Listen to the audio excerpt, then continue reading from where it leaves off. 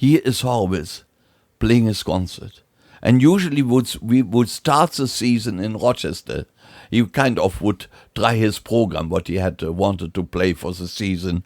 He tried it out on the students in Rochester, right? We always started then early October when, with the new season. But he is there in Rochester.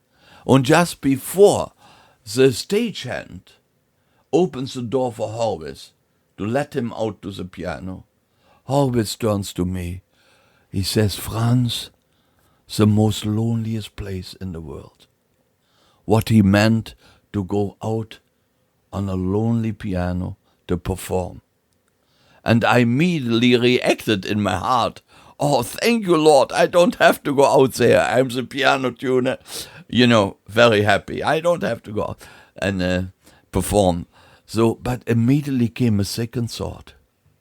And I thought to myself, Horowitz, if you only would know what the most loneliest place in the world history ever was. And I thought about the crucifixion of Jesus, where he even had to cry out, my God, why hast thou forsaken me?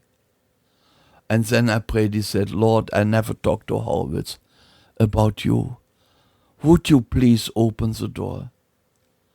Horowitz never had any personal questions to me.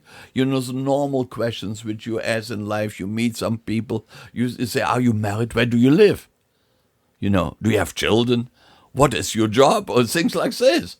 He never did those normal questions. It was always music and the condition of the piano, the hall where we went to, all those things related to his concerts. These were always the things on his mind, right? So, but anyhow, when we were then when the next concert was in Boston at Symphony Hall. He loved Symphony Hall. Again, an old hall with excellent acoustics.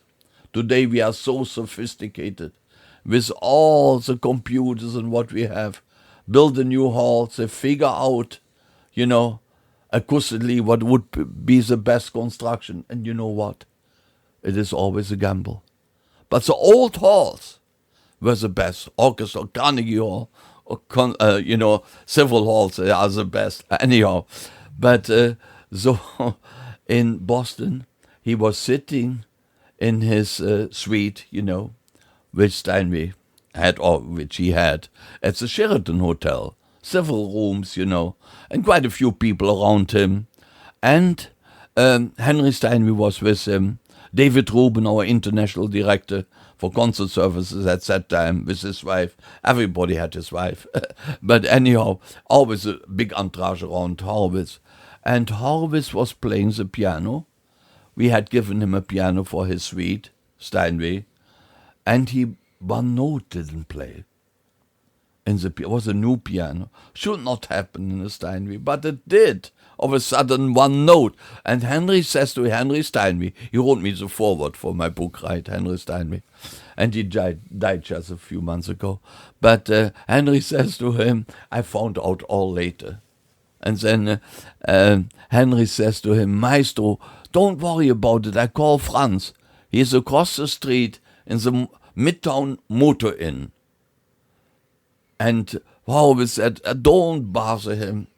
I'm sure he runs after the girls of Boston. And Henry got very serious. No, he said, Maestro, you have no idea. Franz is a wonderful family father. And I bet he reads his Bible. So Horowitz said, his Bible? Call him up, see what he is doing.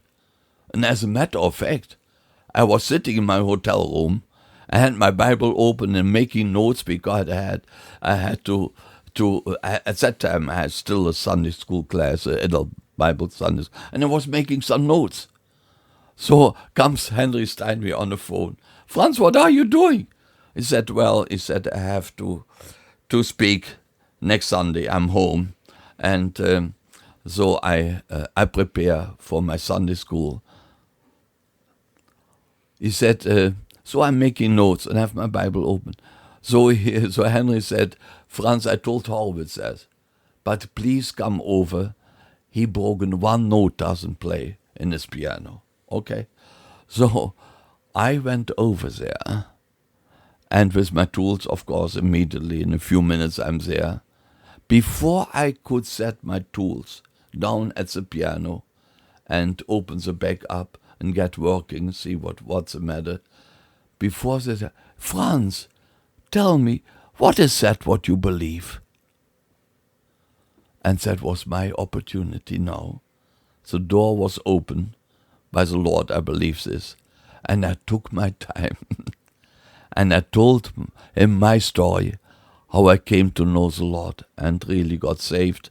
And it was through the crucifixion story and all this, when this one criminal who was crucified with Jesus had a change of heart and told his body, you shut up, we rightly hanging here, but this man hasn't done anything wrong. Turned to Jesus and said, Lord, remember me when you come into your kingdom.